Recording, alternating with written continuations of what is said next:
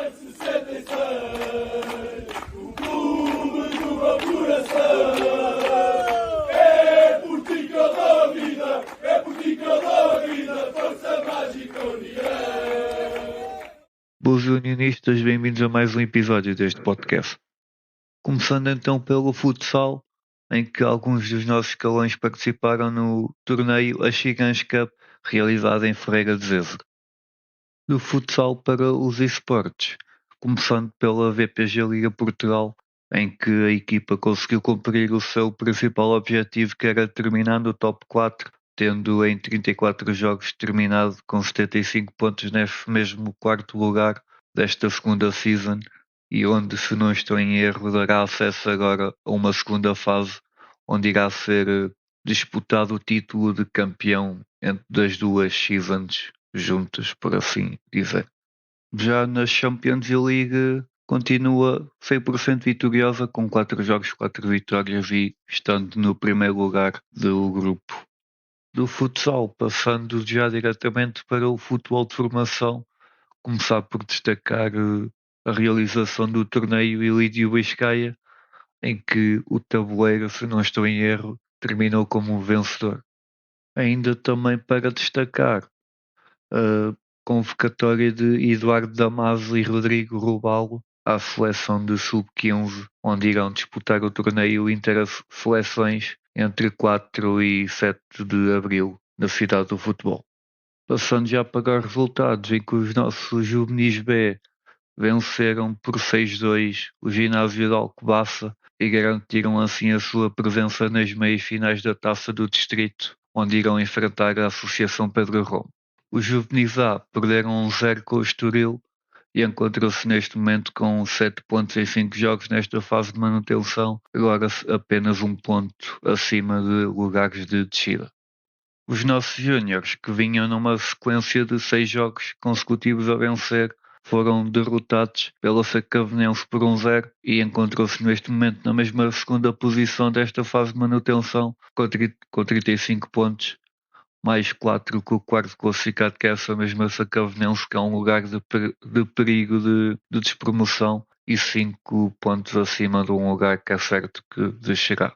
E passando para a equipa sénior de futebol, que recebeu a equipa do Nacional da Madeira e acabou empatada 1-1, com golos de Zé Otará aos 48 do primeiro tempo, de grande penalidade a marcar para a União, e já perto dos 90 aos 83 minutos, Jesus Ramírez a empatar o jogo para o Nacional.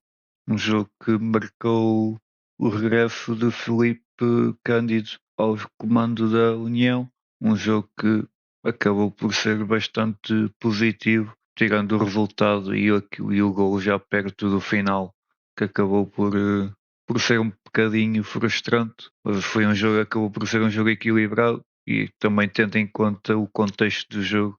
Nacional está a lutar pela subida de divisão, está no terceiro lugar, e seria sempre um jogo complicado, e mesmo tendo em conta esse mesmo contexto, acabou mesmo por ser um bom jogo por parte da União, e lá está, acabou só por frustrar um pouco aquele gol sofrido já perto do fim, onde podíamos ter vencido, e esses 3 pontos, ou esses mais 2 pontos, já dariam aqui quase uma certeza quanto à manutenção.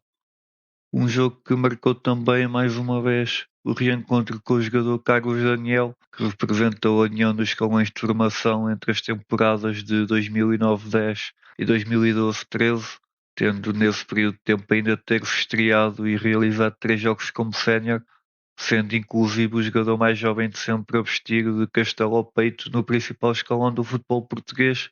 Estreou-se em 2010-11 e voltaria a jogar por mais 2 vezes na temporada seguinte. Esse Carlos Daniel, que voltaria a regressar ao clube já consolidado como jogador sénior da temporada 2018-19, onde foi uma das principais figuras daquela equipa que não conseguiu subir de divisão pela decisão através das grandes penalidades em Vila Franca de Xira. No total, Carlos Daniel soma 40 jogos como sénior ao serviço da União Desportiva de Leiria, tendo feito 12 golos e 2 assistências. A nível classificativo, o empate não mudou muita coisa. A equipa mantém o 12º lugar, agora com 32 pontos. Ganham mais um ponto ao lugar de playoff de manutenção. Agora, em vez dos 7, tem 8 pontos de avanço, por assim dizer. No entanto, perdeu 2 pontos para o 17º lugar, que é um lugar de descida direta. Ainda assim, está com 12 pontos de avanço para esse lugar. Então, faltando apenas 7 jornadas, é extremamente improvável que vá complicar nesse sentido. Claro que se tivéssemos conseguido manter aquele 1-0 contra o Nacional, isto agora estaria quase garantido. A manutenção, ainda assim, é uma vantagem ainda confortável e que, faltando apenas 7 jornadas e acreditando que ainda vamos pontuar mais até ao fim do campeonato, não estará quase garantidamente em perigo uma eventual descida de divisão. Mas enquanto essa manutenção não estiver matematicamente garantida, tem que se continuar a trabalhar para garanti-la o mais rapidamente possível. Indo para a antevisão do próximo jogo, em que a equipa se vai deslocar a Matosinhos para enfrentar a equipa do Leixões, duas equipas que vão lutar pelo mesmo objetivo, basicamente, aqui na luta pela manutenção. O resultado da primeira volta foi um 0-0 no Dr. Magalhães Pessoa, num jogo em que a União praticamente, se não estou mal recordado, dominou do início ao fim, mas a bola não quis entrar, ou que não tivemos a competência para a fazer entrar. O histórico entre ambas é bastante equilibrado, com 14 jogos, 5 vitórias para o Leixões, 4 empates e 5 vitórias para a União. No fator casa para Leixões, Leixões conta com 3 vitórias em 7 jogos, 2 empates e 2 vitórias para a União.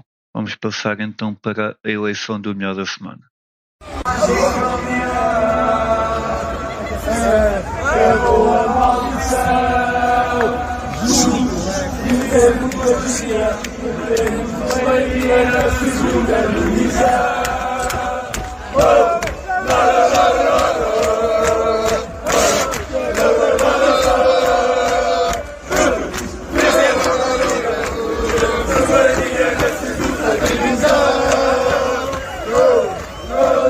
O melhor da semana vai então para o cartão branco atribuído a João Pedro Gaio, fisioterapeuta da Academia, que no decorrer do jogo contra o Estoril em sub-17, o Juvenis A, se aprontou a prestar cuidados médicos a um adepto adversário e prestando assistência médica ao também guarda-redes adversário. E como já é sabido, muito mais que um clube, a União Desportiva de Leiria é um modo de vida.